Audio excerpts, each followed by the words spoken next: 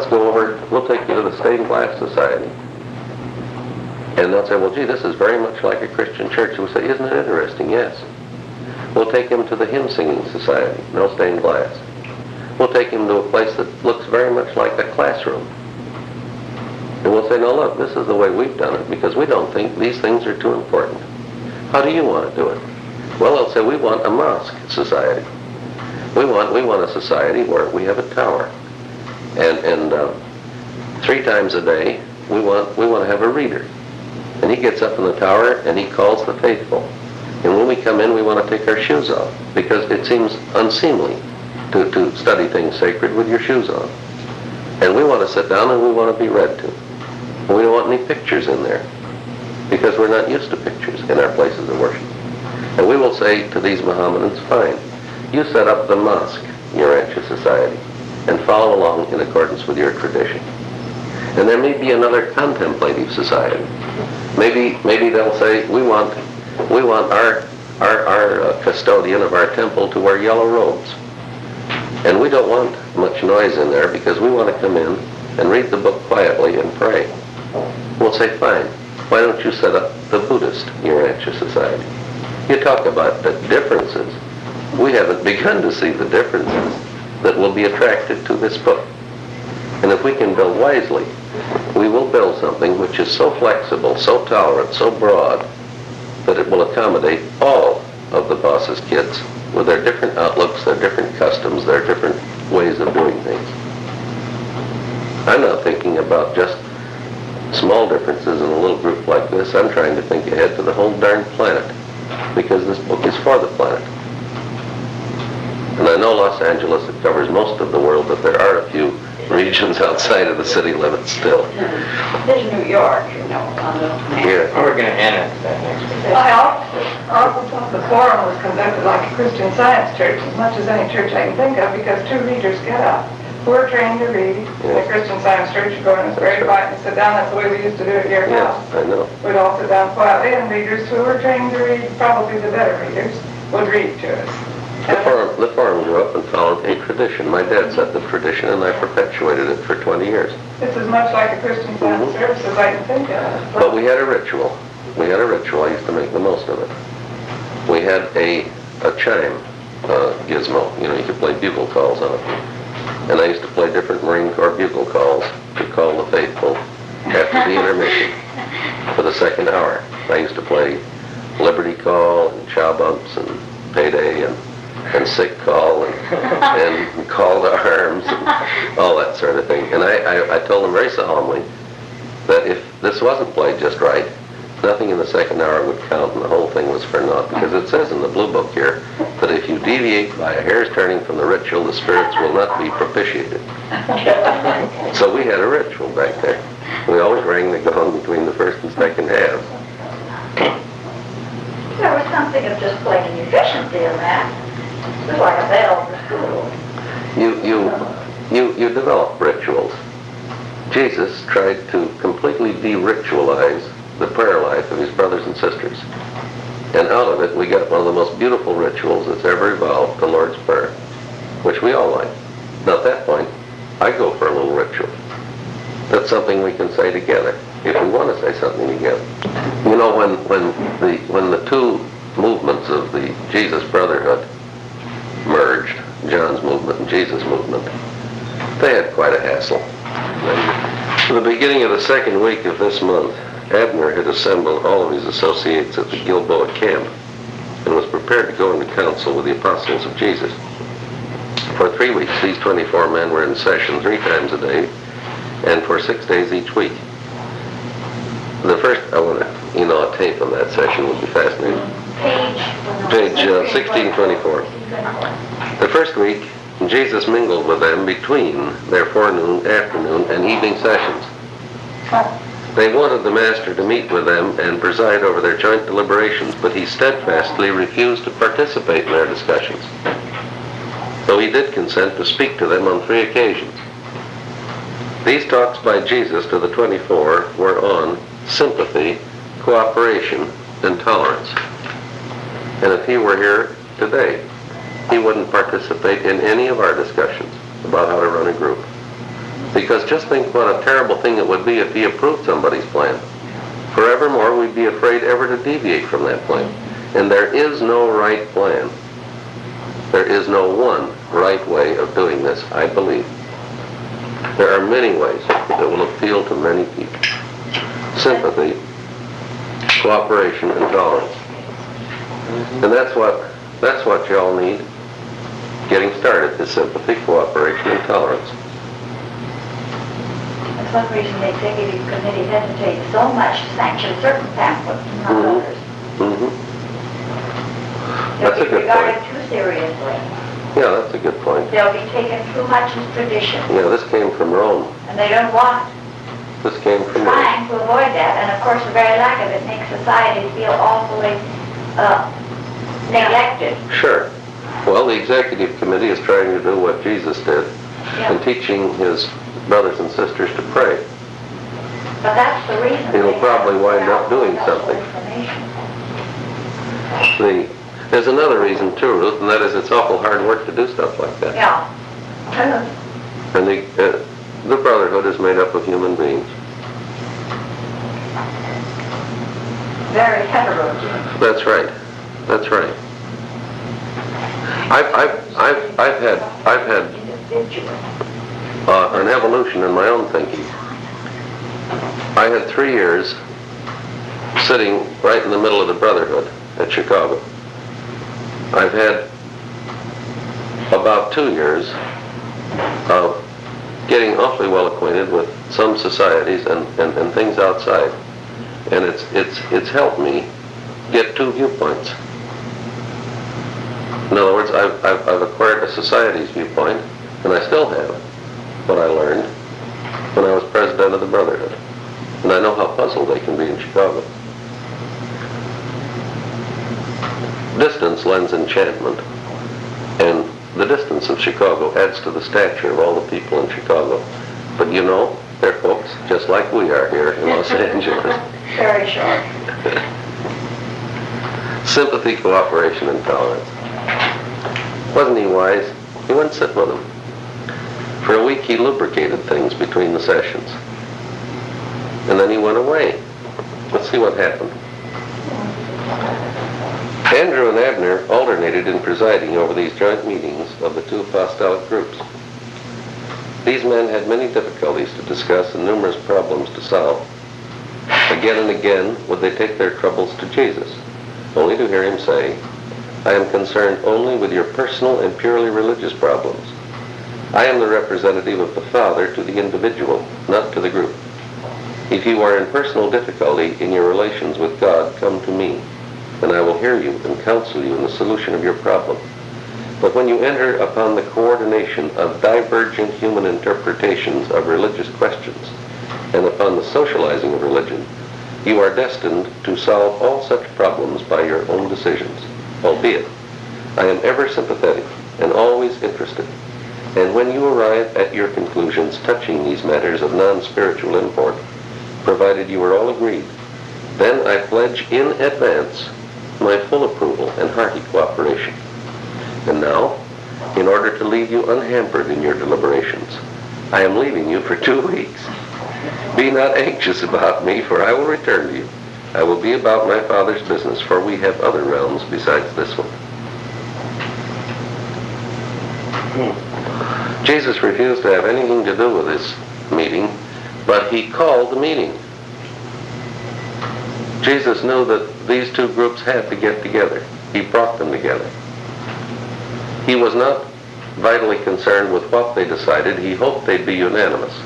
He refused to participate, but he initiated this meeting. Jesus knew they had to have an organization. And Jesus knew that he was not going to design it, because he didn't have to. This is something which men can do. Men can't reveal God, but men can build organizations. Jesus called this meeting.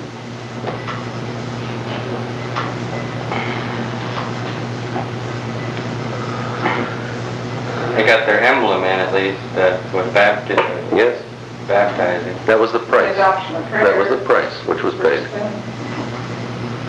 Jesus 12 had to buy baptism in order to get John's movement. John's 12 bought everything else. In the afternoon of their final discussion of financial questions, Jesus returned, heard of their deliberations, listened to their decisions, and said, "These then are your conclusions, and I shall help you each to carry out the spirit of your united decisions." And I think that's exactly the way he feels today about what we're trying to do here on earth. He's very interested in what we're doing. I don't think his spirit of truth will participate in these things, but I think he'll try to help us carry out whatever plan we adopt. Yeah, let's read this whole thing. 1486. This is the Midware's restatement of Jesus' teaching about churches at Irmia. The brotherhood of men is founded on the fatherhood of God. The family of God is derived from the love of God. God is love. God the Father divinely loves his children, all of them. The kingdom of heaven, the divine government, is founded on the fact of divine sovereignty. God is spirit. Since God is spirit, this kingdom is spiritual.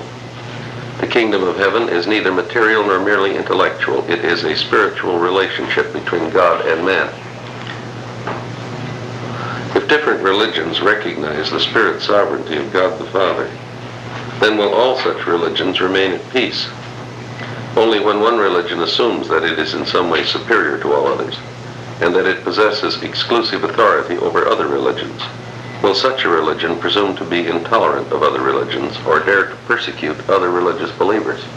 It's quite an indictment of Christianity, isn't it? And Mohammedanism, too. And even Judaism did this once. When the Maccabees revolted from the Seleucidae, Alexander's successors in Syria, they used force to effect conversion in Galilee and some of the peripheral districts.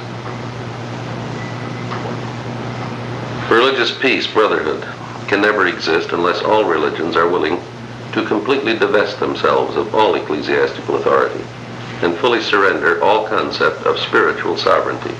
God alone is spirit sovereign. You cannot have equality among religions, religious liberty, without having religious wars, unless all religions consent to the transfer of all religious sovereignty to some superhuman level, to God himself.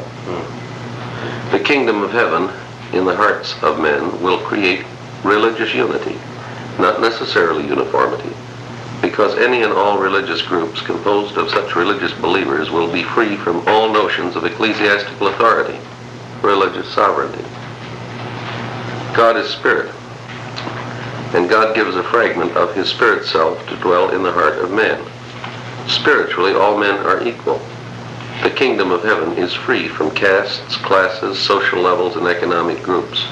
You are all brethren. But the moment you lose sight of the spirit sovereignty of God the Father, some one religion will begin to assert its superiority over other religions.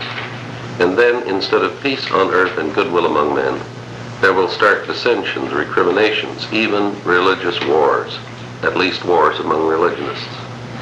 This has been too true. Free will beings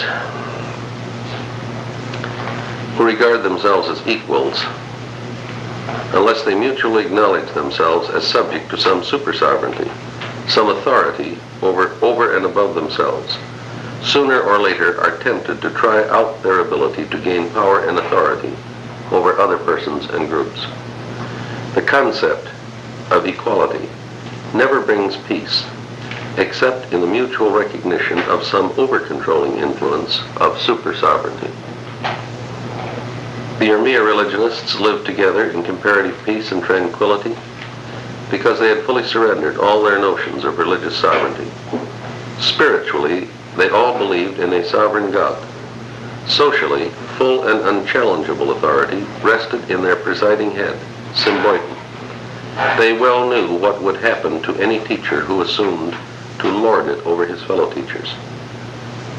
There can be no lasting religious peace on Urantia until all religious groups freely surrender all their notions of divine favor chosen people, and religious sovereignty. Only when God the Father becomes supreme will men become religious brothers and live together in religious peace on earth.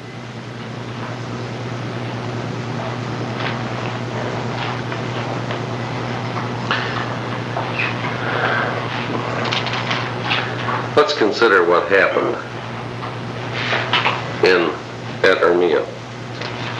What was Urmia?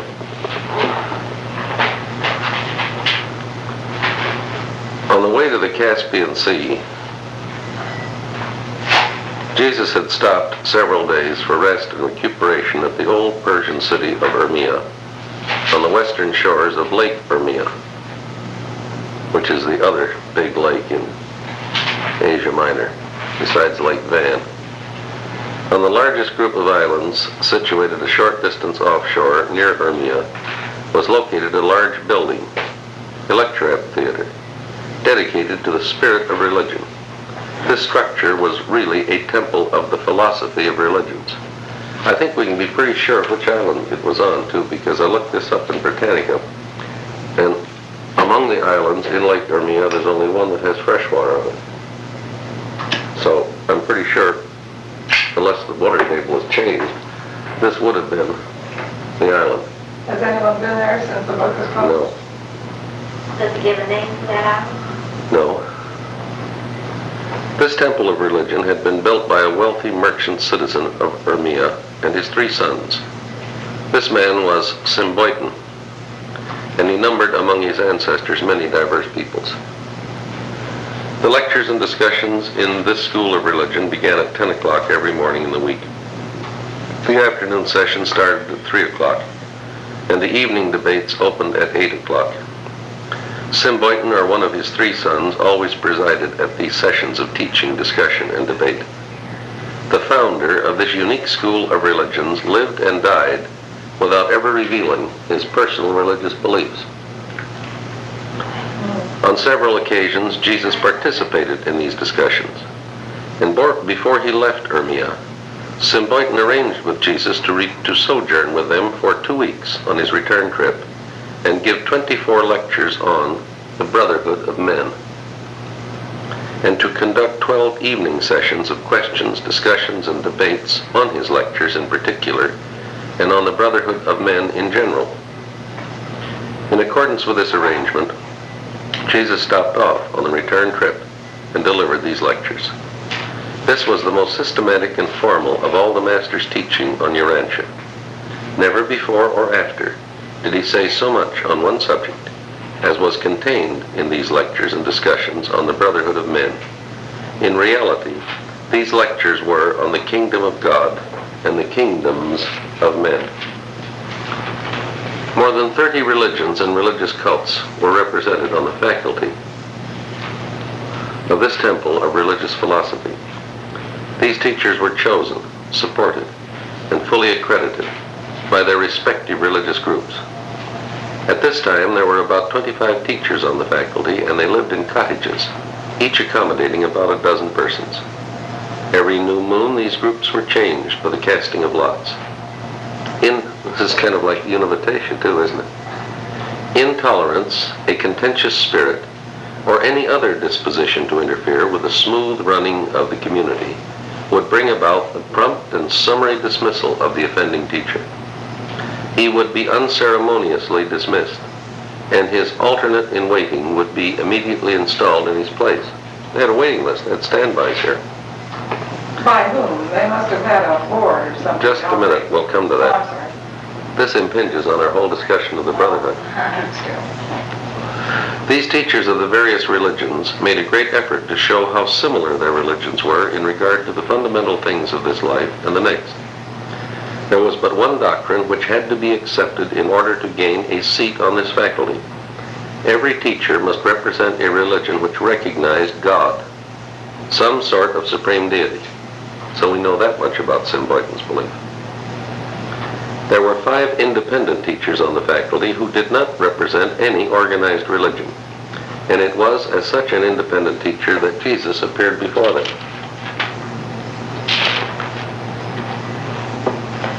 After the death of Symboyton, page 1491, after the death of Symboyton, his sons encountered great difficulties in maintaining a peaceful faculty. The repercussions of Jesus' teachings would have been much greater if the later Christian teachers who joined the Urmia faculty had exhibited more wisdom and exercised more tolerance. Symboyton's eldest son had appealed to Abner at Philadelphia for help, but Abner's choice of teachers was most unfortunate in that they turned out to be unyielding and uncompromising. These teachers sought to make their religion dominant over the other beliefs. They never suspected that the oft-referred to lectures of the caravan conductor had been delivered by Jesus himself. As confusion increased in the faculty, the three brothers withdrew their financial support, and after 5 years, the school closed. Later, it was reopened as a Mithraic temple and eventually burned down in connection with one of their orgiastic celebrations. Julia put her finger on the secret of the success of Urmia when she said they must have had some kind of a board. They had Symboyton. He paid the bills, and he ran off anybody who got out of line. This thing worked as long as Symboyton lived. Now, it is the purpose of the Urantia Brotherhood to be Symboyton in connection with the social spread of the teachings of Jesus. Just as much intolerance can grow up out of this blue book as grew up out of the teachings of the gospel. And in the articulation of the Brotherhood, and I had as much to do with putting it together as anyone alive, we are trying in an impersonal, corporate way to provide for Symboyton's function. Because without a Symboyton, there's chaos and a Tower of Babel. And with Symboyton, you have a policeman. And even the spread of the Blue Book is going to require a policeman, just as much as Urmia failed when the policeman died. Now, that's the whole catch of Urmia. Symboyton was mortal, and none of his sons commanded his respect. They had trouble in the faculty. And of course, when Abner sent these folks up there, that did it. This is when the mud really hit the fan at Urmia. It's the purpose of the Brotherhood in a corporate sense to provide for a corporate legal person who can take action and in the name of this Blue Book can strike down contention, can disavow that which is unfortunate. If some outfit wants to practice nudism and free love, this Brotherhood can take its charter away from them and say, you can do as you please, but you cannot involve the name Urantia in such practices. Do you follow me? Yes. And there is only one way to do this on a permanent basis, and that is to provide the elective democratic mechanics which provide for the self-government of the Brotherhood. Do we have it? We will in 4.5 years. Oh, Yes. I see. That's the thing explained Right. today. Yes. For 9 years, we've got a dictatorship. You folks don't have anything to say about what goes on in Chicago. You can't control it. But we're halfway through that period. And 4.5 years from now, you have just as much to say about this Brotherhood as any other society. And I submit, whether you like it or not, you don't function without Symboyton. Why couldn't we have Symboyton? Well, Symboyton died. Who's going to be his successor? Now you're dealing with a papal concept. Now you're dealing with a papal concept. This story here is the principal reason why I refused re-election as president of the Brotherhood. I don't want But to be does everybody Symboyton. understand it? I only understand it since you told us here. Well, what is Symboyton right now? And they knew, okay. He explained that so well in that statement. I wrote a memo to the executive committee. I cited this. I said, we want Symboyton in the corporative sense, but not in the personal sense. Those who do not know history are doomed to relive it. That's right. Now let me give you an example, 2 examples, of the nearest I've seen Symboyton to working out. There was a guy who, after a time of troubles, came to the Principate in Rome. His name was Nerva, and he was the first of the so-called good emperors. And he was followed, perhaps not in this sequence, by Hadrian, by Trajan, by Hadrian, by Antoninus Pius, by Marcus Aurelius. 5 Symboitans the Romans had. And who followed Marcus Aurelius? That fathead gladiator, son of his, Commodus. And he had all the power and authority of the princeps in the Roman Principate. And he wrecked it. Marcus had just finished conquering Czechoslovakia. And what did they do? They gave it back to the barbarians. Can I give them a second illustration? The second illustration of the nearest Symboitan ever came to working out was in the Ottoman Empire, where they had a succession of sultans, commanders of, what do they call them? Padishahs, ending with Solomon the Great. And these men were all men of ability, every one of them. The least they did was do a good job of organizing. And the most that they did was conquer another Christian kingdom in the Balkans. And Solomon had to fight the son that should have succeeded him. He killed him. And his successor was a fathead, and most of them were fatheads from then on. You can't depend on a person or a succession of people to do Symboitan's job. Sooner or later it runs out. The only thing you can depend upon is a corporation, is a corporate entity to do this. I can't quickly classify each of these religions, but I'll describe them. You've got some of their scriptures here in the Urantia book, but the scripture of a religion is different from the feeling of a religion. The Sermon on the Mount is one of the most beautiful things in the Bible, but it has very little influence in Occidental civilization, does it? So let's consider these religions practically. And I guess maybe I'd like to start, as the Blue Book does, with Hinduism, which is the most ancient religion. Hinduism teaches comes pretty close to teaching about thought adjusters. Hinduism teaches that a human being is something like Plato's indestructible soul, and that the nucleus of a human being is called an Atman, and that this nucleus seeks for coherence with the Absolute. And the Absolute is the highest concept in Hinduism. It is the true and final reality, and it's not a person. As James Bissett Pratt says in his Personal Realism, when you start monkeying around with the depersonalization of God, you have embarked upon a slippery slide, and below you lie nothing but the grinning jaws of the Absolute. In the highest concept of Hinduism, you have monism, not monotheism, because there is no God. Your job is to purge yourself of reality, of illusion rather, of the Maya of the world, to use a Buddhist term, so that you can strip this Atman down to its bare, pure essential. And when you can do this, then you move into the oversoul of creation. You become one with the Brahman, B-R-H-A-M-A-N. Now, just below this level of final reality, there are 3 personalizations of deity. This is the Trimurti of Hinduism.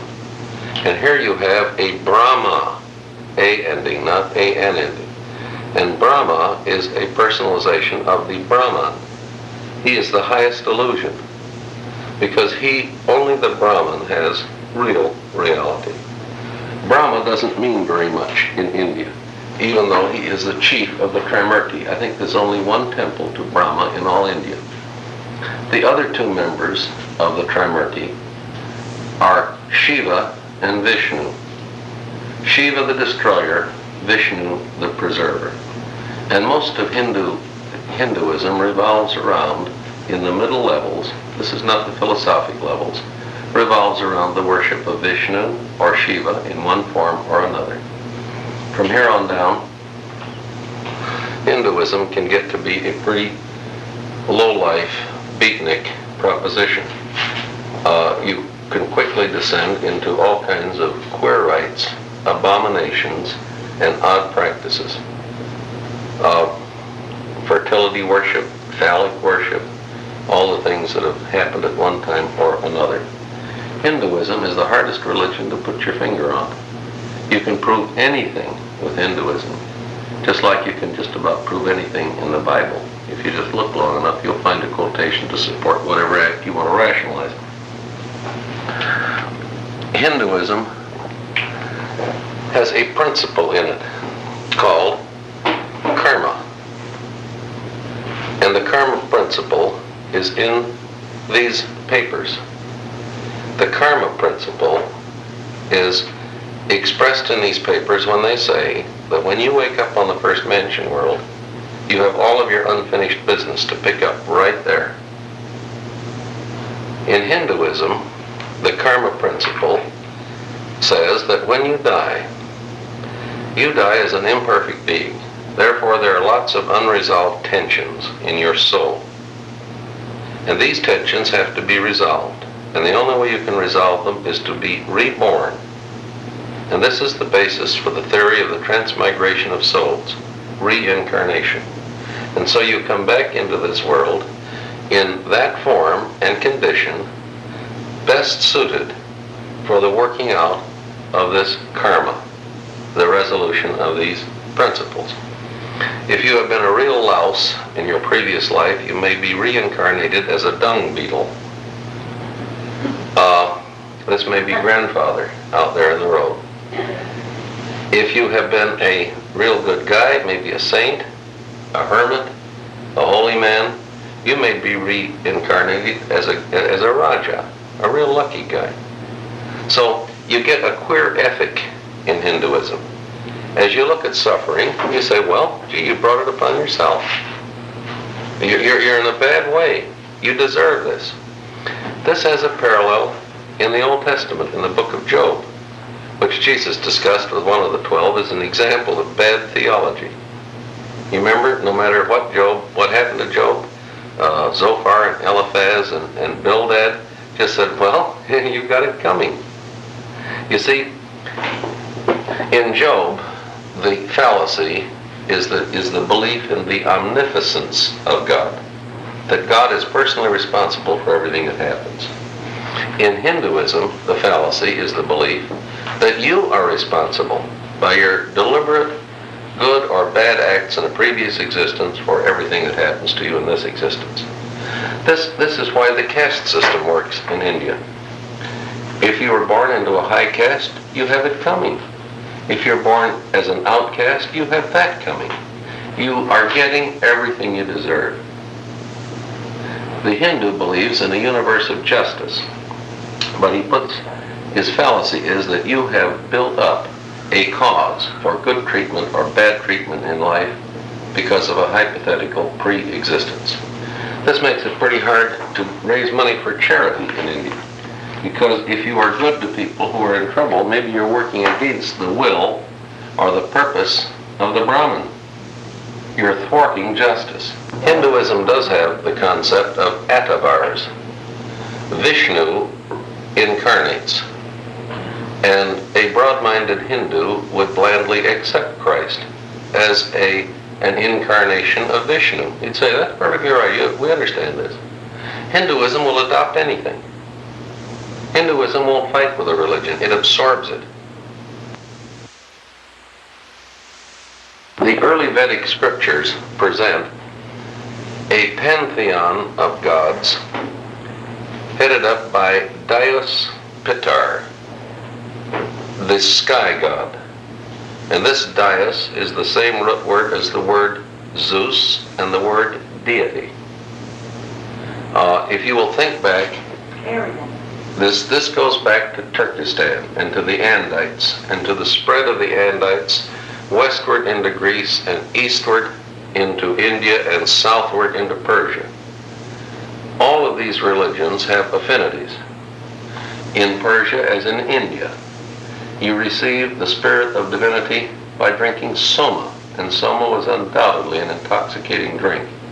And if you don't understand the physiology of alcohol, you could get you could confuse being spiritual with being spiritus. It's the same root word. In the Hindu scriptures, you have roughly several levels. You've got the Vedas, which were written down many, many years afterwards. And some of the most wonderful hymns in praise of God are in the Vedas. This is good reading. And then you have the Brahmanas, which are this is Deuteronomy, Leviticus, all kinds of rules and regulations. These are the priestly codes. How do you perform this operation? How do you perform that operation? They're pretty deadly dull reading. Still later, you have a monistic reaction against so many deities. Agni goes back to the Vedic era. Three-headed Agni. And the three heads are what's left of the Trinity concept taught by the Adamson people, by the Adamites.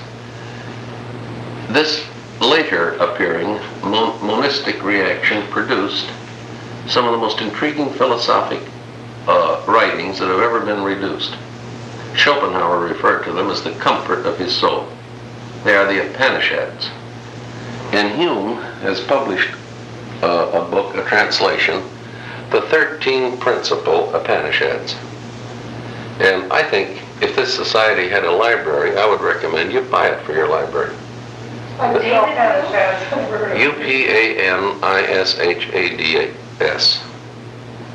Upanishads. They're philosophic discourses on the nature of reality. This is not easy reading. David Hume? Yes, the same Hume that did the Treasure House. He's the translator. And then you have the epics in Hinduism. And perhaps the greatest of these epics is the Mahabharata. And within the Mahabharata, these things are Homeric in type, is one of the most beautiful things in Hinduism called the Bhagavad Gita, sometimes referred to as the New Testament of Hinduism. The Bhagavad Gita is the story of one of the incarnations of Vishnu and of the ethic which he preaches to, I've forgotten the name of the principal character, he's a warrior, and Vishnu is his charioteer. And Arjuna, yeah. This dialogue is a good example of the ethic of Hinduism. And basically, it's an acceptance of where you are. Arjuna does not want to fight. He doesn't want to kill these people, but Vishnu tells him, but you are a warrior. This is your fate, your karma.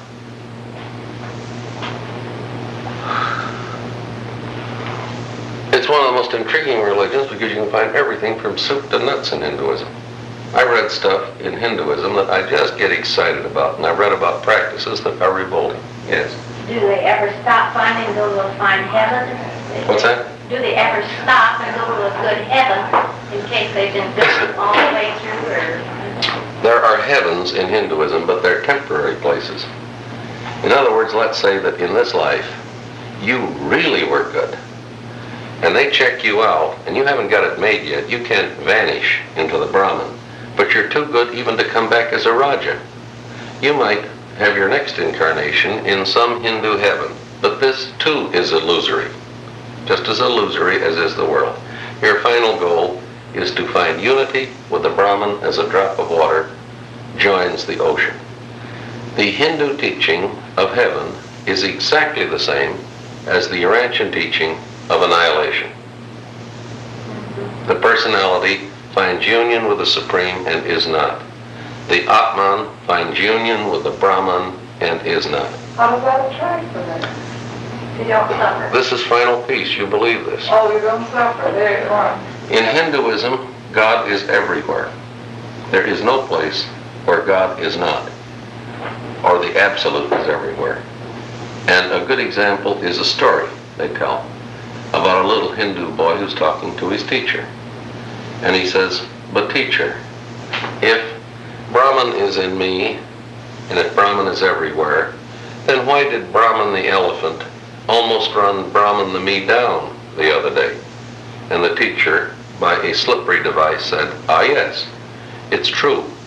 But did not you who is Brahma see Brahma riding on top of the elephant, warning you, Brahma, to get out of the way of Brahma the elephant?"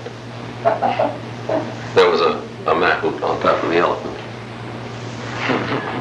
Hinduism is polytheistic. In its lower levels, Hinduism is demonistic. The place is full of demons. In its higher levels, it's polytheistic. In its upper levels, you find the Trimurti, not a Trinity. For example, Vishnu and Kali are working at swords points.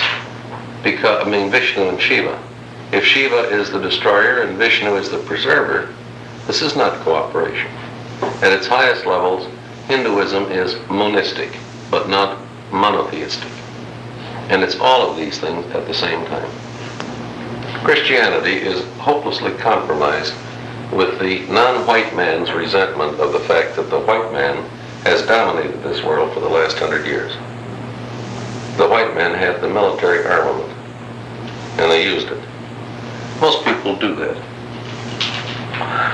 There's one other thing about Hinduism that's a little hard for us to understand. A Hindu is an Indian, and they think of it as synonymous. There is a blurring of nationalism and membership in Hinduism. The word Hindu means something that the word Christian does not mean in the West. You're an American, a German, a Swede, a Swiss, but a Hindu is an inhabitant of the subcontinent of India as well as a member of a religious body. Well, should we talk about the two heresies that arose in India? The first one is Jainism, sometimes called Sadhuanism, and it was founded by a teacher by the name of Mahabharata in the 6th century BC. And it was a semi-protest against Hinduism. Its most peculiar feature is that it looked upon life exactly as Albert Schweitzer looks upon life. That all living things are important. And an extreme Jainist will actually wear surgical gauze across his breathing equipment lest he destroy inadvertently some microorganism. They will eat vegetables only. They've got their cosmology. If you think the cosmology in the Urantia book is tough, you take a look at the cosmology of Hinduism or Jainism. These people have got heavens within heavens within heavens within heavens. They've got big cycles turning little cycles. These cycles are turning smaller cycles, and the small cycles are awfully long. They have numbers as big as the numbers in the Urantia book. These features of the Urantia book, which are foreign to Christian thinking, are going to be one of the most appealing things about this book to a Jainist, to a Hindu, to a Buddhist. This book is written to appeal to those people as well as to us. Jainism isn't very big. If my memory serves me, Jainism is about 5 million or so in India. And in a population the size of India, this is not much. The other heresy was founded by Gautama Siddhartha. And in the founding of it, he became known as the Buddha. And the word Buddha is exactly like the word Christ. It's a title. The word Christ means the anointed one. The word Buddha means the enlightened one. Gautama never claimed too much. He never claimed to be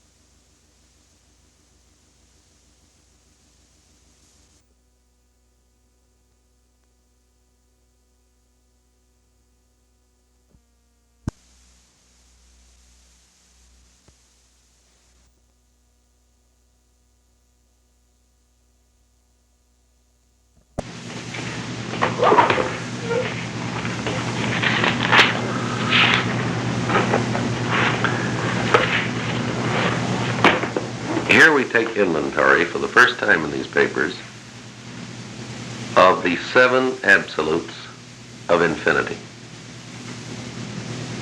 Father, Son, Spirit, Paradise, Deity, Universal, and Unqualified Absolute.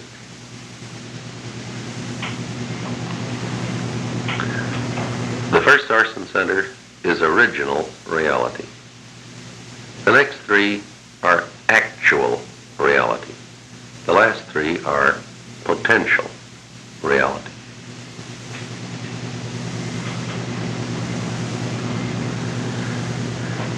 God